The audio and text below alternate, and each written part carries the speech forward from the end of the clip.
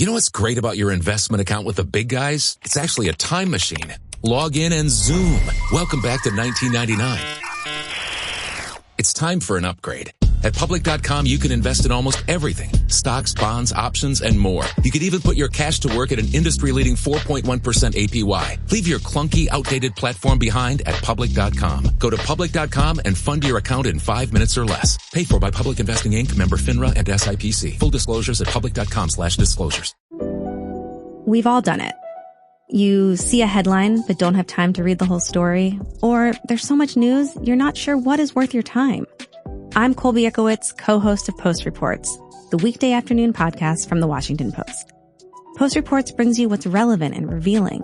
Breaking stories, politics, wellness, culture. Each episode goes beyond a headline for the context you need. Find Post Reports now, wherever you're listening.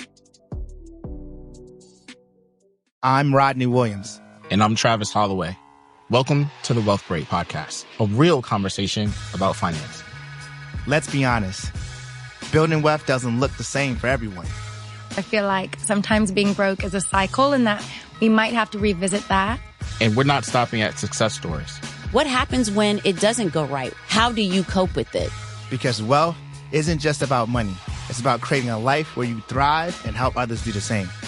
Listen to the Wealth Break Podcast on the iHeartRadio app.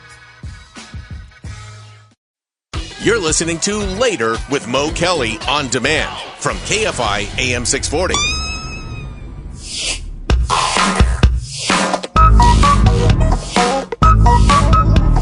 Now on the Mo Kelly Show, it's Tiffany Hobbs, the viral load.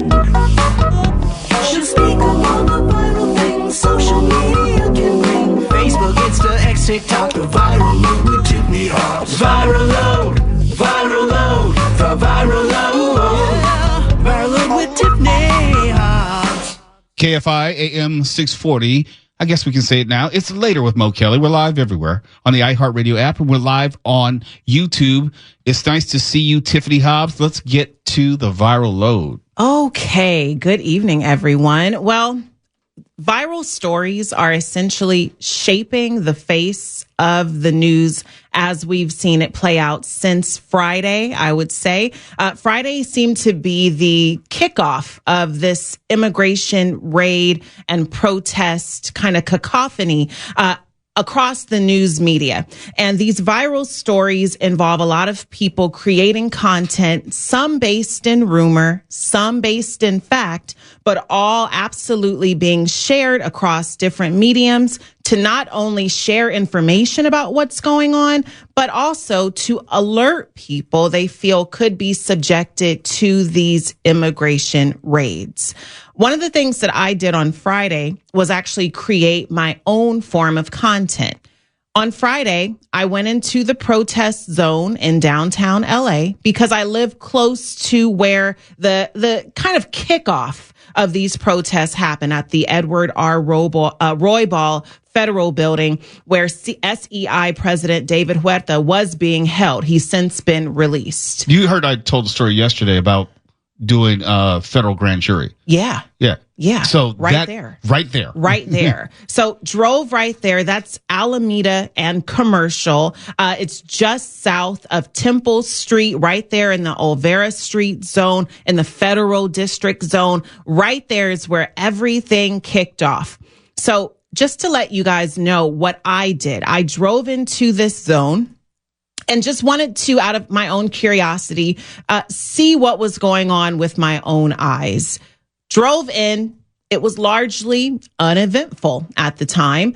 I got in, saw a lot of protesters there, saw a kind of a main stage where there was someone who at the time was leading speeches and chants and encouraging people to continue to be positive and to be peaceful.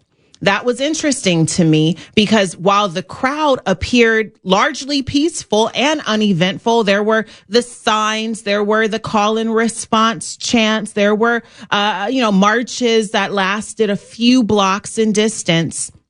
The response to that by LAPD was massive. And you saw LAPD on Friday, this is around 6 p.m., just as this all was starting, because of what had happened in Paramount earlier in the afternoon, because of what had happened in the Westlake District in downtown earlier Friday afternoon.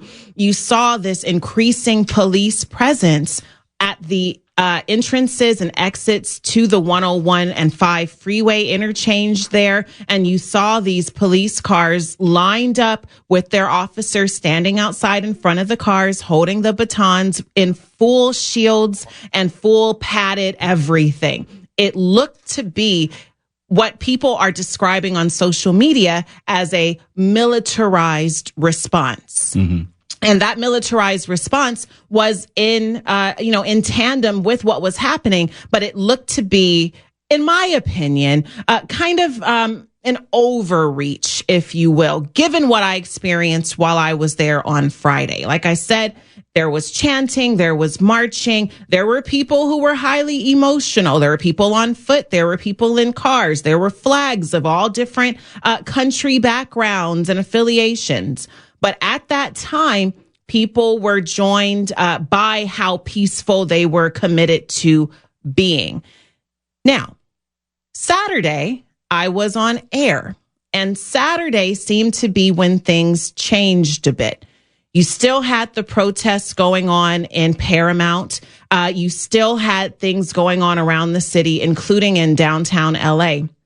But while I was on air for Saturdays with Tiffany, right around 5:30 p.m., we got a notification that there was a Black Hawk helicopter landing in Paramount, and social media went crazy with their sightings, with their accounts, their firsthand accounts, their shared accounts of what they were seeing.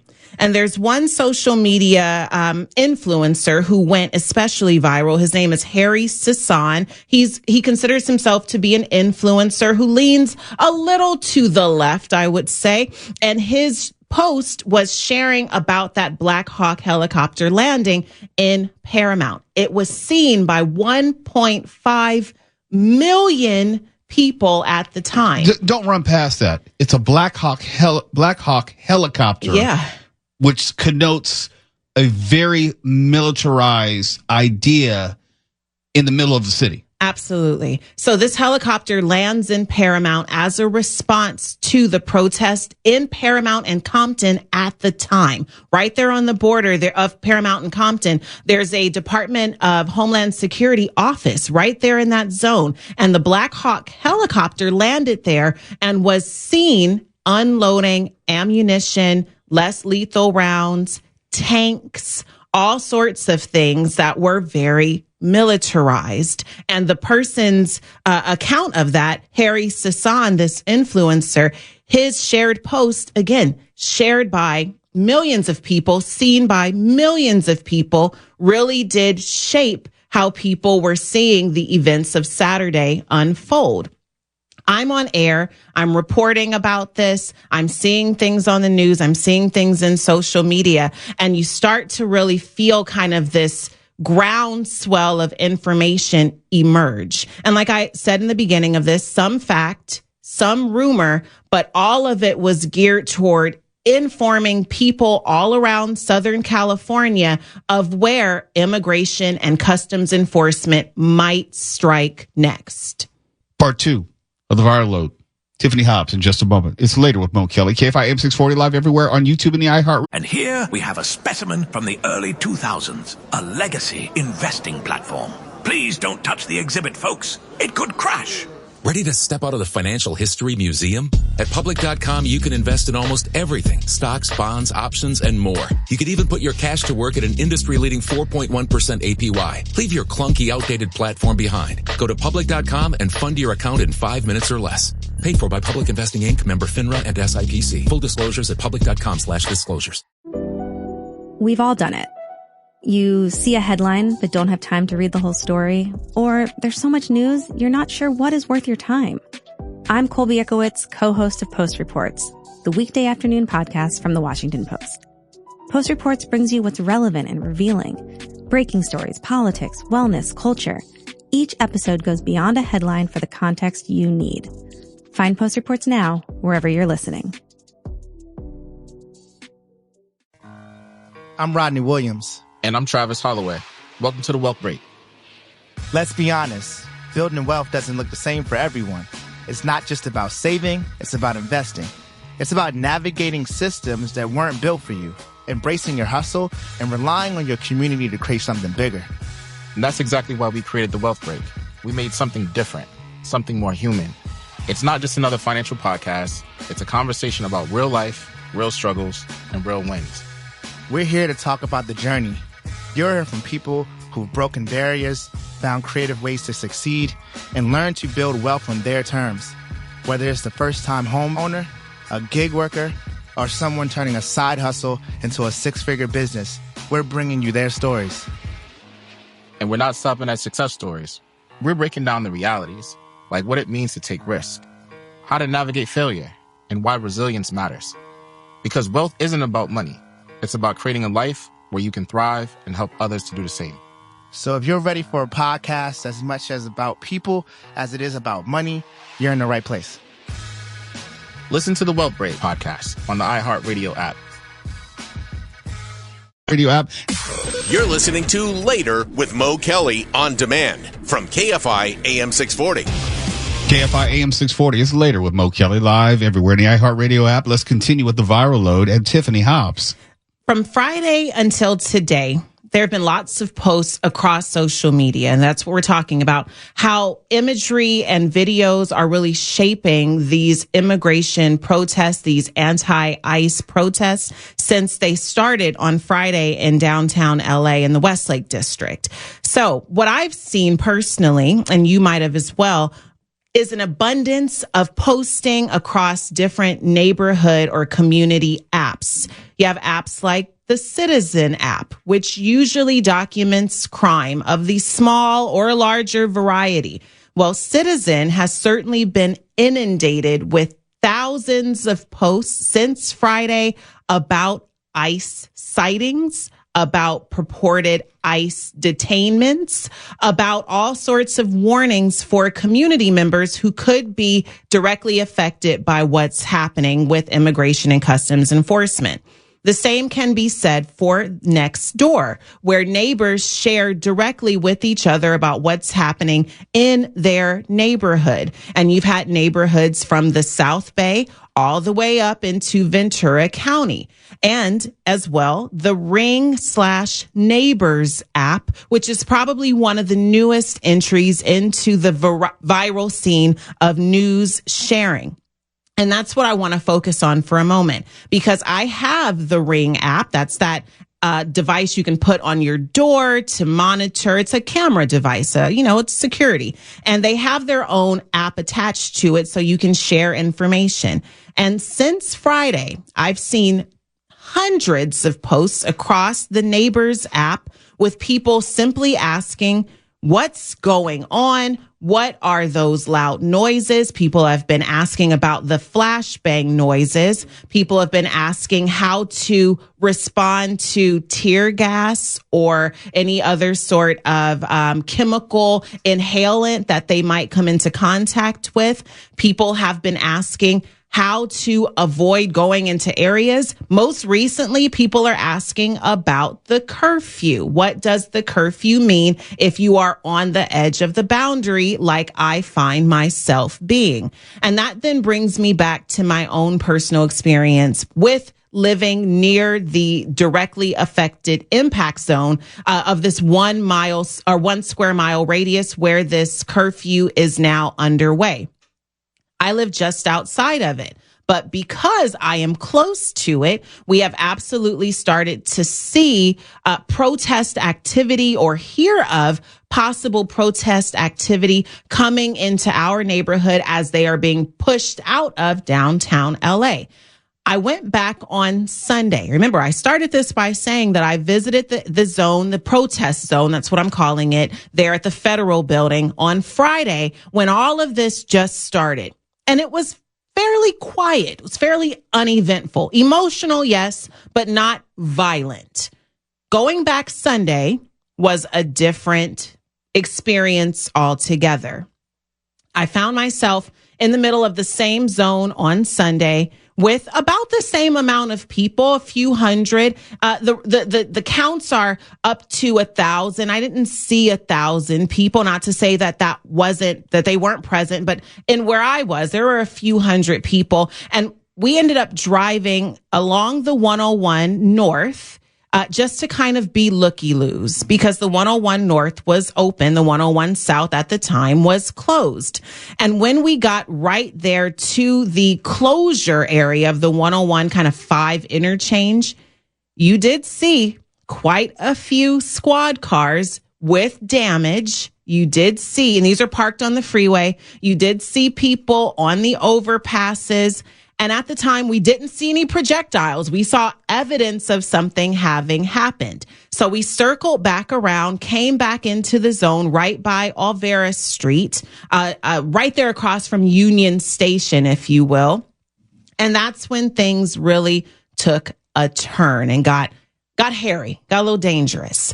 So we're in a vehicle and there are people walking everywhere. There are cars moving through. We're pointed westbound, looking at the 101 freeway right by, I think that is, I don't remember what street. It's just west of Alameda.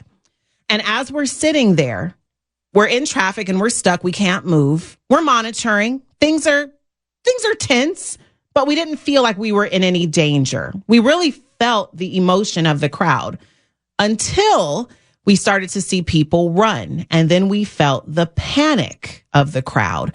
People started running northbound on this street. That's a north and southbound street. And they were covering their faces. You know what that means. That means, in the way that they were covering their faces, wasn't to obscure their identity. No, it was to be able to breathe. And people started yelling and screaming that there were tear gas canisters that were deployed. And people were now inhaling all of this tear gas that was fastly approaching our vehicle. We're in the car. We can't move.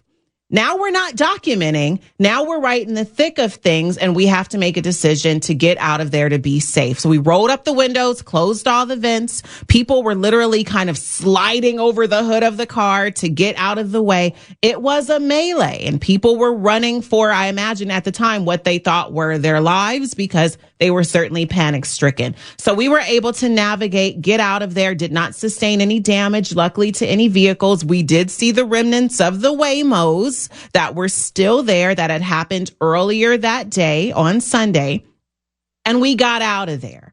We spent about an hour driving around the zone because of traffic, just to take pictures. And that's what this entire protest has been largely about: documentation, and sharing and posting of what people are seeing. There are a number of images that have been picked up by the AP, by CNN, that have been circulated. And these images are going to go down in history. They'll be on the cover of magazines and the cover of newspapers for years to come, because they have become iconic imagery associated with this latest round of protests. And the main objective, the main focus of these pictures that I've seen circulating, is to show that the protesters, the people involved, are proud, at least from my vantage point, to be here, but that they want equality and that they want representation, and that they do not want the representation of immigration and customs enforcement in their neighborhoods. That's what the flags say. That's what they denote. That's what the posters are all saying. And it definitely will be a time in which the chronicling on social media will continue to shape the narrative. Fantastic recap. I'm glad that you're safe. Your fiance safe. But, it's one thing to watch it on TV. It's another thing to experience it and see it up close. For the safety of your home, it's one thing. Yeah. But when you see it and feel it, completely different experience. And if I may, I do discourage people from going down there with their curiosities. Now's not the time. The curfew is in effect. We're not planning to do that, even though I'm media, because it's just not wise. It's not wise. You don't want to catch a rubber bullet? Don't want to catch a rubber bullet. Definitely saw them being deployed upon people. And there were people who were agitating the officers and who did not look to be at all involved with any sort of anti-ICE mission. They seem to have their own agenda, as we see with these sorts of protests. Professional agitators. You know what's great about your investment account with the big guys? It's actually a time machine. Log in and zoom. Welcome back to 1999. It's time for an upgrade. At public.com, you can invest in almost everything. Stocks, bonds, options, and more. You could even put your cash to work at an industry-leading 4.1% APY. Leave your clunky, outdated platform behind at public.com. Go to public.com and fund your account in 5 minutes or less. Paid for by Public Investing Inc., member FINRA and SIPC. Full disclosures at public.com/disclosures. You don't know me yet, but I bet we have something in common. We all wish we were better functioning humans. Maybe figure out how to sleep better, have more meaningful relationships, cook more. That's Search for Practical Knowledge. It's my job at the Washington Post. I host a podcast called Try This. Every episode is like an audio class, and we learn together. I'm Christina Quinn. Now you know me. Check out Try This wherever you're listening. I'm Rodney Williams. And I'm Travis Holloway. Welcome to the Wealth Break. Let's be honest. Building wealth doesn't look the same for everyone. It's not just about saving, it's about investing. It's about navigating systems that weren't built for you, embracing your hustle, and relying on your community to create something bigger. And that's exactly why we created the Wealth Break. We made something different, something more human. It's not just another financial podcast. It's a conversation about real life, real struggles, and real wins. We're here to talk about the journey. You're hearing from people who've broken barriers, found creative ways to succeed, and learned to build wealth on their terms. Whether it's the first-time homeowner, a gig worker, or someone turning a side hustle into a six-figure business, we're bringing you their stories. And we're not stopping at success stories. We're breaking down the realities, like what it means to take risk, how to navigate failure, and why resilience matters. Because wealth isn't about money. It's about creating a life where you can thrive and help others to do the same. So if you're ready for a podcast as much as about people as it is about money, you're in the right place. Listen to the Wealth Break podcast on the iHeartRadio app. No agitators. You're listening to Later with Mo Kelly on demand from KFI AM 640.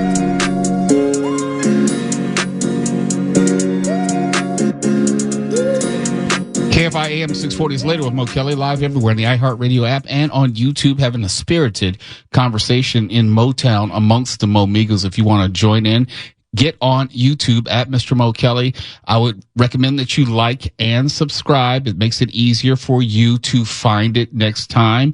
Let's say you want to get into Motown and you forgot where it is. It'll just come right up on your YouTube liked selection. So it's easy to find. Also, we have a live link there. So you just click on that. You don't have to worry about whether it's the correct show. You know what? I feel like I'm in the mood for an extended version of the viral load. And I know, Tiffany Hobbs, there are probably some other things going on, maybe in general, social media, things that you might have seen. We'll put it this way. Let me just tell you if you've seen the same things that I've seen.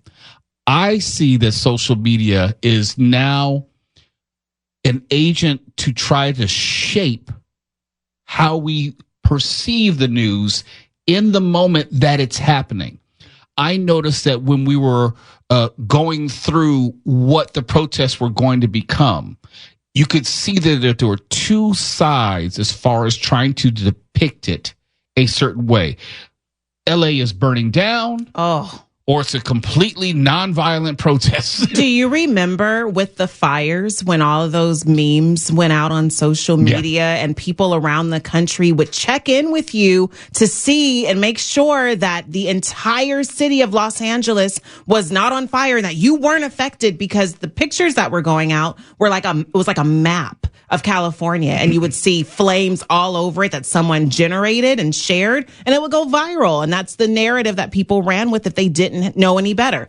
Same thing with these protests. And because there are people on the ground and because everyone has a phone in their hands, they're able to control the story, to write the story as it's happening, to dispel any sort of myth or dispel any sort of stereotyping or anything that's not to their advantage. And that's on both sides. And also, I've seen that we have a generation of people, it's not my generation, I would say it's 30 and younger, who get all of their news or their perception of the world in which they live, and they view it through the prism of social media.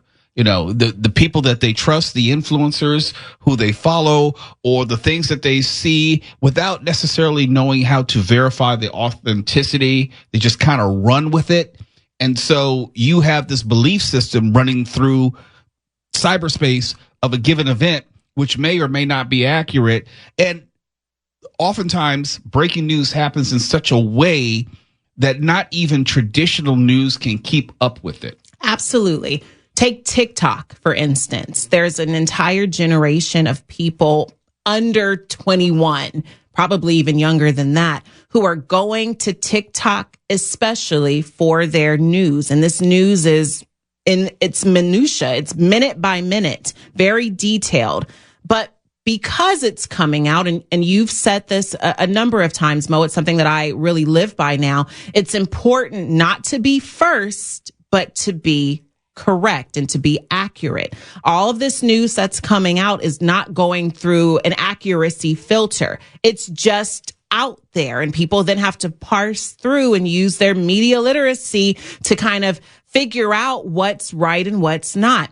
And because TikTok is the most popular one for kids, there's a lot of fear mongering going on right now where the posts are coming out and they're really scaring people.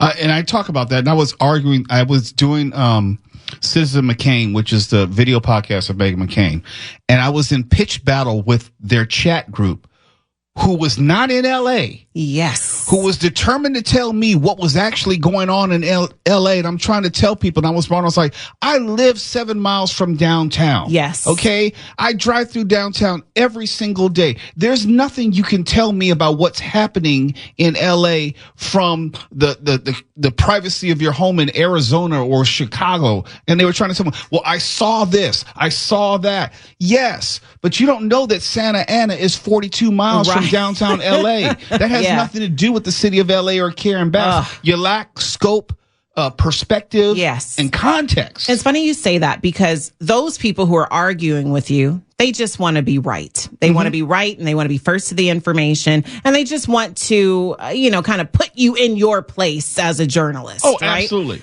And then there are the people whose intentions are a lot less nefarious. Your cousin from Wyoming, or your aunt, in my case, from New York, who's just checking on me to make sure that I am not, having tear gas rain down upon me just in my every waking moment. Yeah, and talking about social media, it's not uncommon if you're on Meta, Facebook specifically, that if there is something large enough, dangerous enough, Facebook will ask you if you want to mark yourself safe. Yes. Never happened. Never happened. Because it never rose to that level. It's unnecessary. And those of us who live here, especially those of us who live in close proximity, like myself, to what's going on, we know that it is a very small section of a huge city that's affected. And even within those boundaries, what was happening was sensationalized because these images were being circulated over and over again. So it seems, certainly if you're on the outside,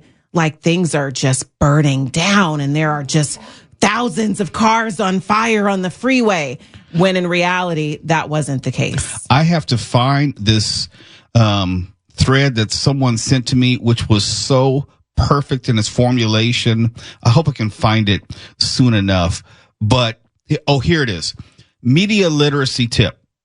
Just because you see 1,000 pictures of the same car on fire doesn't mean that 1,000 cars are on fire. Exactly. I didn't see that, but that's exactly what I'm saying. We're saying, and people who are not media literate or savvy, they don't know the difference between live and B-roll. They don't. And B-roll is something which may be played in perpetuity again and again and again. And you see it at 7 o'clock. You may see it from a slightly different angle at 8:30 or 9 o'clock, but it's the same B-roll. And the algorithm is being shaped by what people are posting. So if people in a certain region are posting all about the same thing, and those things are being then shared in other areas of the country, the algorithm will shape itself to show you more of that same content. So whereas you might see your kittens and your puppies and your other things on your timeline on a normal day, because your timeline is flooded with this information, that's what is going to be shown to you because there's engagement there. When I was talking about when I was on earlier today, I hope to get some clips when I was on Citizen McCain, talking to Megan McCain, trying to explain, not to straight to her, but more her audience, that when you say LA, most people who are not from California don't know the distinction between LA City and LA County. No, they don't. And they don't know that Santa Ana is in a different city, different county, 42 miles away from downtown. They don't know that Paramount is 22 miles from downtown. As far as they're concerned, it's the same city because it's connected to the same story. One of the things that I've enjoyed is that people who are local to LA or have some accurate knowledge of our landscape, of our mapping, have been sharing maps showing specifically where the protest zone is, with a circle encasing the zone so that people can have perspective about the size of LA and LA County and Southern California as a region versus this 1 square mile that's impacted. If you happen to live in, let's say, Philadelphia, the geographic size of LA, you could easily go from Philadelphia to New York, or you could go from Washington, D.C. to Pittsburgh. Geographically, that is smaller distance than going from one side of LA County to the other side of LA County. It is. And the zone itself takes you, with no traffic, 10 minutes to get around that 1 square mile. And there's a lot within that 1 square mile that, again, is affected. A lot of businesses that are closing early to accommodate the curfew. A lot's happening. But not only the things which were not impacted, and I said this last night, I'm going to say it again, the most active day, for lack of a better phrase, was Monday. And you had the BET Awards. You had the Sparks game. And those are both downtown. There was a marathon in Inglewood in the evening. People were going to Erewhon and Whole Foods on the west side like nothing was happening. I'm driving. But I'm just talking about in close proximity. Oh, close proximity. Downtown. Yeah, the city was still moving. Everything was still going on as normal. You had people at LA Live enjoying LA Live. That's right. And that is our relationship to protests. We are a city primed for these sorts of movements, and we are used to them. So most of us who have been here for any length of time aren't really moved in a way that the rest of the country and people outside of LA are. And the city did not in any way shut down. The city did not. It still hasn't shut down. No. Now, you can't go within that 1 square mile area downtown, but pretty much it's been life as usual, with the exception of maybe some freeway blockages. In other words, where it impacts you as a non-participant, non-direct observer. Skid Row is still skid rowing as we talk. They're still down there doing their stuff as if nothing's going on. So, if you look at that demographic, match it up or pair it up with the fact that you won't be able to necessarily order from your favorite restaurant in Little Tokyo after a certain amount of time. But the city, as you're saying, is still operating practically in a normal way, say for a few hours. To wrap this up in a social media context, social media does not often care about context or provide context. If you see a photo of 2 Waymos burning, that is going to be interpreted as complete control, chaos, anarchy. And when you're talking about one half of one street. Yeah. 3 cars, 4 cars. And not that that's any way to be minimized, because it was not good, but it is not reflective of the response. context. Yeah, the context is key. And if you really want to dispute that, I just want you to go ahead and look up the Dodgers celebration of 2024 when they set a Metro bus on fire. Yeah, a couple of weeks ago, there was a takeover, I believe, in downtown LA or somewhere. I think it was downtown LA and looting. Yeah, and they took that bus over, and that was a lot more violent and problematic than any of the incidents have been. And then you conflate. Yes, I know. Got to go to break. Then you conflate, because this has been going on for 5 or 6 days, that somehow the chaos has been across the 5 or 6 days. And that's just not true. We've had 2 nights of curfews, nothing but violations of curfew arrests for the most part. Yeah. For the most part. That's it. Which is good news. KFI AM 640. We're live everywhere. The iHeartRadio app. KFI and KOST HD2. Los Angeles, Orange County. More stimulating talk. You know what's great about your investment account with the big guys? It's actually a time machine. Log in and zoom. Welcome back to 1999. It's time for an upgrade. At public.com, you can invest in almost everything. Stocks, bonds, options, and more. You could even put your cash to work at an industry-leading 4.1% APY. Leave your clunky, outdated platform behind at public.com. Go to public.com and fund your account in 5 minutes or less. Paid for by Public Investing Inc., member FINRA and SIPC. Full disclosures at public.com/disclosures. We've all done it. You see a headline but don't have time to read the whole story, or there's so much news you're not sure what is worth your time. I'm Colby Ekowitz, co-host of Post Reports, the weekday afternoon podcast from The Washington Post. Post Reports brings you what's relevant and revealing. Breaking stories, politics, wellness, culture. Each episode goes beyond a headline for the context you need. Find Post Reports now, wherever you're listening.